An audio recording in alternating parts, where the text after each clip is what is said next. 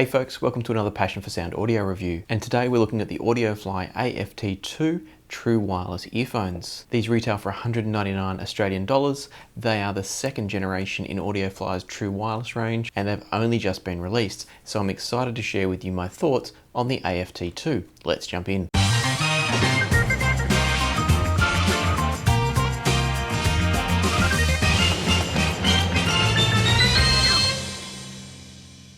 Hey folks, sorry to interrupt this video, but there's a few details I need to share about this review before we continue on. When conducting this review, I actually went through 3 different pairs of AFT2s because I was finding a strange problem with the call quality. What's interesting about this problem is that it's been really hard for Audiofly to recreate it, and they've only had one other person report the same issue. And it's a big enough issue that if it was constant across all situations, it would definitely have shown up. So at the time that I'm releasing this review, there's 2 things you need to know. One of them is certain people in certain circumstances, and we don't yet know what those circumstances are going to find the call quality of the AFT2s basically unusable. There becomes this building background noise that sounds like you're standing or in fact kneeling down with your earpiece right next to a flowing river. It's quite strange. I've had lots of contact with a representative from Audiofly, and he assures me they're looking into it but are having all sorts of trouble recreating the problem. Strangely, the 2 occasions where it has come up have been in Melbourne, so we're not sure if there's something to do with communications networks here in Melbourne that are different to other parts of Australia or what's going on, but there may be some problems for some people. What that means is that when I get to the section of this review where I was going to talk about call quality, I've had to cut it out because I can't definitively answer it. What that also means is that if you do think about buying a pair of AFT2s based on everything else I've said in this review, and they are a great earphone, you really need to think about buying them from somewhere with a good returns policy, just in case you happen to be one of the people that has the same problem that I did. You'll notice when I get to the end that I'm still overall positive about the AFT2s because they're great to use, they sound great, they look great, they're comfortable. It's just this call quality issue that's the problem, and at the time that I recorded the review, I expected the problem to be resolved because we thought I just had one faulty pair. As it turns out, something more sinister is going on, and I know Audiofly are looking into it, and they'll fix it as soon as they can. So keep that in mind as you watch the review. I hope you enjoy it, I hope it's helpful, and hopefully you'll still consider the AFT2s so long as you buy them from somewhere that you can return them if the same problem happens to occur for you. As I said at the beginning, the AFT2s are a brand new earphone. They've only recently been released. They retail for 199 Australian dollars, which equates to around about 130 US dollars. So at that price, they're right in line with some of the more affordable competitors on the market in the true wireless game. Unfortunately, this review is a little bit late, and I apologize for that. We had some problems with the earphones that wasn't actually a problem with the earphone, it was a problem with my phone. The pairing process was really easy, sound quality is great, everything about them has actually been a real joy to use. So this review is very much focused on whether or not they're the best option compared to some of the others, and I've got a couple of alternatives here in front of me, whether or not the AFT2s are the best option for you. Before I get into comparisons though with the Jabra Elite 65s and also the Nuraloops, I just want to talk about the AFT2s on their own for a moment. The AFT2s come in 4 different colours. I chose the Sunset, I think it's called, or Sunrise, I can't recall, but the orange colour. I chose that just because it was something different that I hadn't seen before, and it comes with a fairly simple set of accessories, including this canister here, as well as a charging cable and only 1 spare pair, so a total of 2 pairs of ear tips. There's the ones that come installed, which are the larger ones, and 1 pair of smaller ones. And that's probably my first gripe, and maybe my only gripe with the AFT2s, is that I would have liked to see a wider range of ear tips. The 2 pairs that are provided are fine, they work well, they're nice and grippy in the ear but comfortable, so everything about the tips is fine, but I am concerned that some people will struggle to get a fit with only 2 options available size-wise. I've tried the AFT2s with both spin fits and spiral dots, both of which fit perfectly, but it changes the tonal character and or the isolation, and I'll explain that shortly. So I don't necessarily know that they're an earphone I would be choosing to change the tips a lot with, unless you can find something pretty similar to the tips provided by Audiofly. While we're talking accessories, let's talk a bit more about this case. Unlike most cases on the market that flip open, like the Jabra 65s here, the Audiofly AFT2s use a sliding case. So when you slide it open, you've got the earphone sitting inside. They've got a magnet in there so you can tip it upside down, you don't have to worry about them falling out. but you can then pull them out and they activate the moment they leave the cradle. What's nice is that, as with many of the true wireless on the market, you can use just one earphone if you want to. So for example, if you're using it for a phone call or you want to have better awareness of your surroundings, you can just put in one earphone. What I found really enjoyable about the AFT2s was how simple the pairing was. I literally took it out of the case, put it in my ear, it paired up with my phone. Immediately the phone found it and saw that the earphone was in pairing mode. It connected up, and then the first earphone brings in the second earphone. Now that's not uncommon for other true wireless earphones that I've played with, like the Jabras here, but it was very straightforward and seamless, a much easier process than with the Jabras. While we're talking about the setup and the features and the controls, I just want to mention that all of the control is done through the two little Audiofly symbols on each earphone. So if you're using both earphones, which I think most people will most of the time, you can control the sound and the volume and pausing, playing, answering calls, etc., all by touching on the earphones. It's all pretty straightforward with one exception. The biggest challenge I found was that changing the volume requires a long press on the right to go up and a long press on the left to go down. The problem is you also use a long press to switch the earphones on and off. So what that means for volume control is that you have to do a press and hold that's just long enough to increase the volume, but not too long to switch off the earphone. You've then got to release and do it again if you want to go up multiple steps. So it's not like you can just press and hold and have it continually go up. And if you are too quick, you pause the music. If you're too slow, you switch off the earphone. So it's a little bit fiddly and it does take some getting used to. I find I actually more often will just reach for my phone, which is normally just as convenient because it's in my pocket anyway. But I know that some people won't like that. For example, if you're a runner, you're not going to want to be trying to run and reach into your pocket, whereas running and touching your ear, much easier. Speaking of running, I should mention the fit of these is fantastic, as with all Audiofly earphones I've tried. They're secure, they're snug, they're comfortable, and they really disappear into your ears once they're installed, assuming you've got the right ear tip size, of course. The final thing I want to talk about in terms of features, functions, design, etc., actually two things. One of them is the battery life. So the AFT2s say they'll give you 10 hours of listening time per charge, and then the case here gives you another 2 charges. So in total you can get apparently up to 35 hours. I don't use true wireless earphones enough to have extended the battery life that far and really tested its limits, but what I have found is that through extended use, listening to audiobooks around the house, a bit of music when I went shopping, nothing I did put even a dent in the battery life of the AFT2s. So I definitely believe the figures that they're stating are going to be pretty close to accurate for most cases. The other thing I want to mention, which is also part of the marketing, is there's noise cancelling mentioned in the marketing, and I'm not suggesting this is deliberate, but the way it's been done by Audiofly is a little bit confusing. The noise cancelling they're talking about is the Qualcomm voice noise cancellation for when you're on calls. So what that means is that these are a passive isolating earphone. They are not doing any active noise cancellation of outside noise, unlike the Nuraloops here, where the noise cancellation kicks in is when you're on a phone call, it's blocking out ambient noise to make the sound clearer. I'm going to demonstrate that specifically in just a moment. But for a bit of a change, let's start talking about the sound quality before the very end of the review. So I'll talk about the voice call quality after sound quality, and then we'll get to the comparisons. So sound quality from the AFT2s, as you would probably expect from Audiofly, is really good. They're not the best IEMs I've ever listened to, and when we're talking true wireless, I'm not expecting absolute audiophile level sound quality. What I'm expecting is an enjoyable, easy to listen to and engaging experience. And that's definitely what the AFT2s deliver. The sound is engaging, the bass is nice and rich, there's a good sense of detail, but there's not like an emphasis on detail in any way.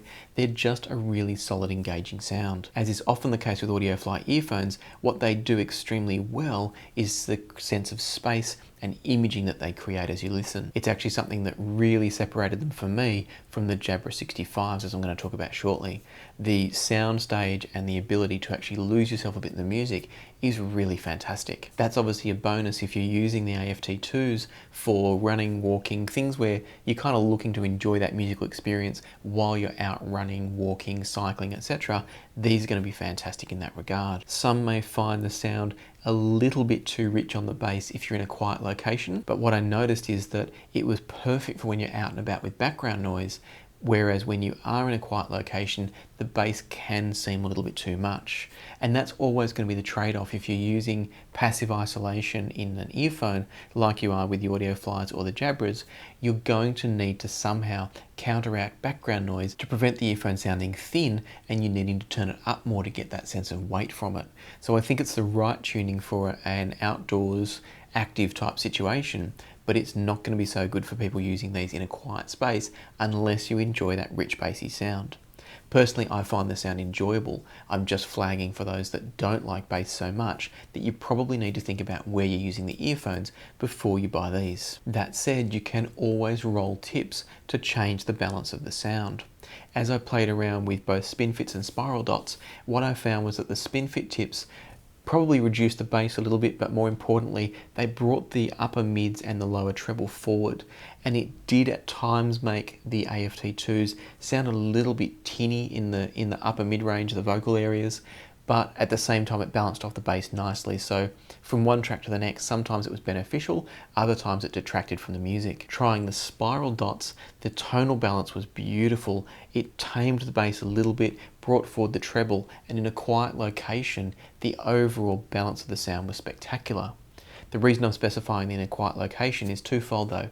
Firstly, I do prefer the extra bass when I'm out and about, and secondly, the spiral dots didn't feel like they provided the snug fit that the stock tips or the spin fits did. So I would be reluctant to use the spiral dots out and about because I'd be concerned the earphones may fall out of my ears. Ultimately, after playing with lots of different choices, I came back to the stock tips for the AFT2s, and that's a testament to two things. Firstly, it gave me the most snug, comfortable fit, but secondly, I think it's the best tuning of the earphones for their purpose. These are a mobile, active wear type earphone, and the sound signature that they've been designed with and tuned with is perfect for that situation.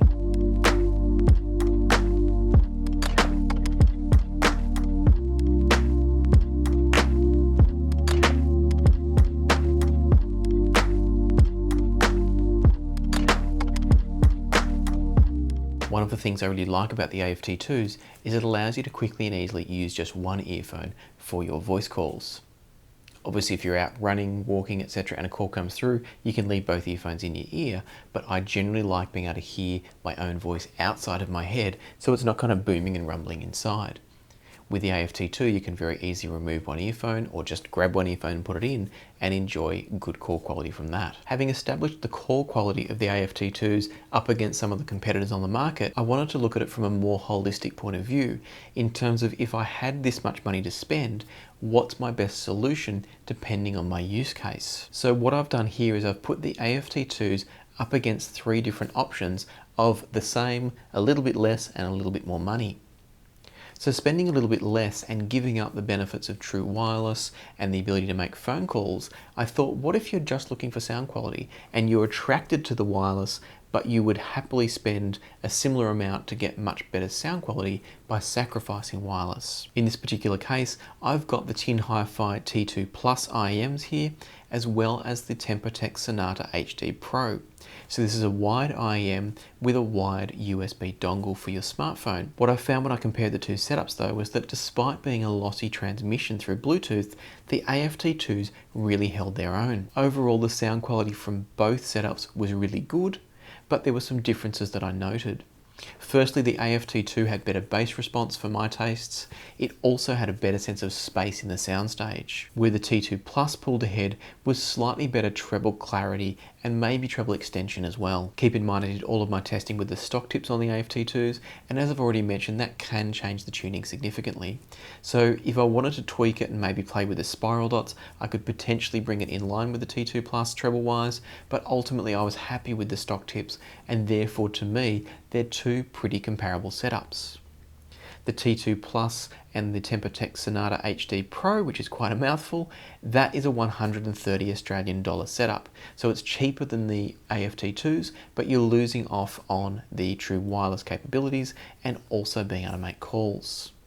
So ultimately it comes down to whether you're prioritizing sound quality or flexibility and convenience. Moving up a step price-wise to a comparably priced product, I've got the Jabra Elite 65T that I've already mentioned. Now there is a new model, the 75 from Jabra, and no doubt that's got some improvements, but it's priced significantly higher. So for this comparison, I wanted to put the 65T that is still currently available and priced the same as the AFT2s up against the Audioflys. Before I talk sound, I just want to mention a couple of little points.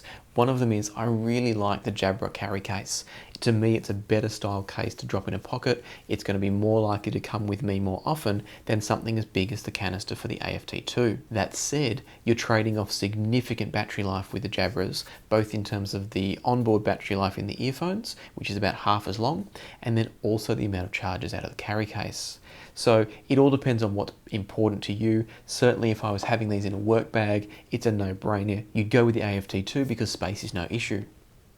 If though it is about getting it into a pocket or handbag or a small pouch of some sort, then it might start to be a bit more of a deciding factor. Adding on to that, I've already mentioned that the Jabras don't allow you easily to work with one earphone or the other. That can be a real hassle. And on top of that, I did find the controls on the Jabras pretty fiddly. You've got a really tiny button on the left earpiece, but it's a two-way button, so making sure you're in the right spot to press the button gets a bit finicky. So neither are perfect in terms of the ergonomics of the controls, but in all other ways, there's pros and cons in both directions that I wouldn't split either earphone and say one is better or worse. They're just different. In terms of sound quality though, we start to see a bit more of a separation. That's not to say that both aren't fantastic. They both sound very good, but they both sound quite different. When I switched on the 65T, the little boot up melody that it plays has this beautiful rich tone to it, and I was quite excited to see what I was about to hear. And certainly the tonal balance from the 65T is excellent. It's a really nicely balanced sound signature. The problem is for me that whilst it throws an even bigger soundstage than the 65T, that soundstage is a bit muddy. You can't pick out where sounds are coming from anywhere near as easily as you can with the AFT2s. I also found that the treble quality from the 65T is a little bit metallic sounding and wasn't as enjoyable. When I had the spin fits on the AFT2s briefly, I probably preferred the 65T slightly, but coming back to the stock tips, I was comfortably preferring the AFT2s.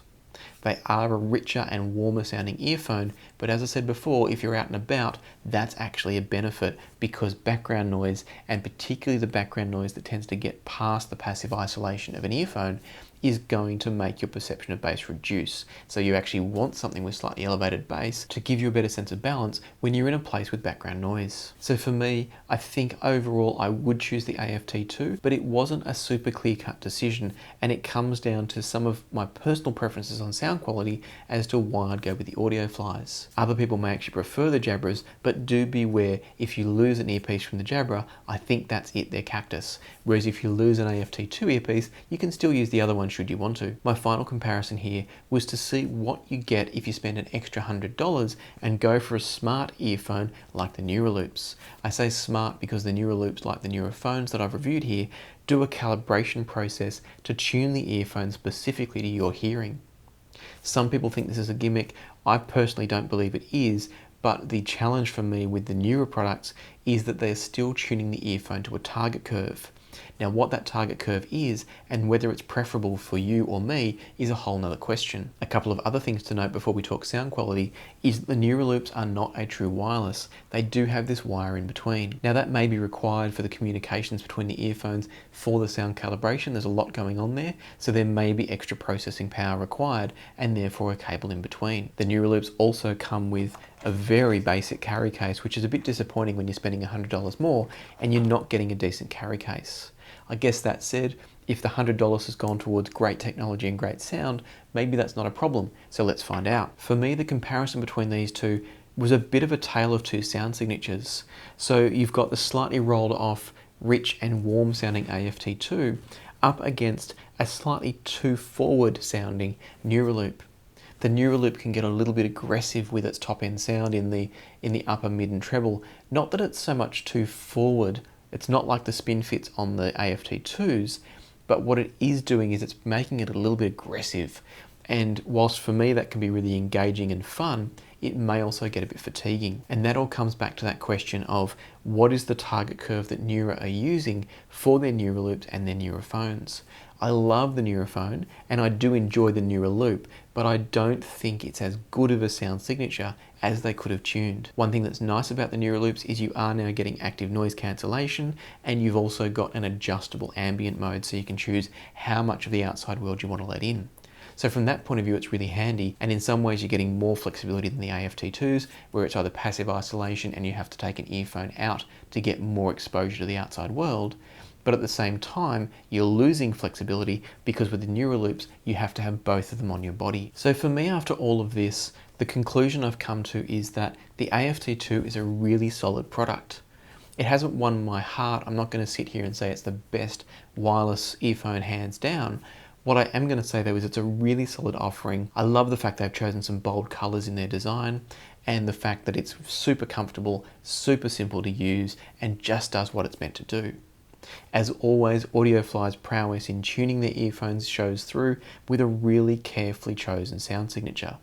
For some people, it's going to be a sound signature that they love. For others, it's going to be a sound signature that maybe is a bit too rich and warm. Keep in mind though, depending on where you audition this, it needs to be considered in the context of where you're going to be using it.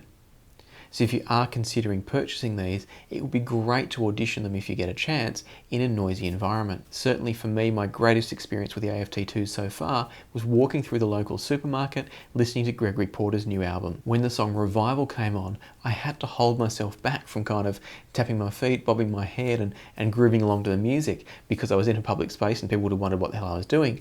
So that to me is a testament to a great sound signature and a well-produced set of earphones. The fact that they're so easy to work with in terms of pairing and setup and switching earpieces as the master, all of that stuff's so simple, good battery life, they're just a really solid product. So whilst I'm not saying go out and buy some, they're the best thing ever, I would say definitely add them to your list, consider how you're going to be using the wireless earphones and what's going to work for you, and see if these are a good fit. Once again, thank you to Audiofly in Australia for sending me these to review. I really appreciate having the opportunity to share new products, and particularly products like Audiofly that don't always get the exposure they deserve. As always, if you found this review useful, hit the subscribe button and the bell so you can see future reviews. I'm actually also going to be interviewing somebody from Audiofly soon about IEM tuning and design. So hopefully that'll be an interesting interview for many of you. Stay tuned for that one. For now though, happy listening, and I'll see you here next time on Passion for Sound.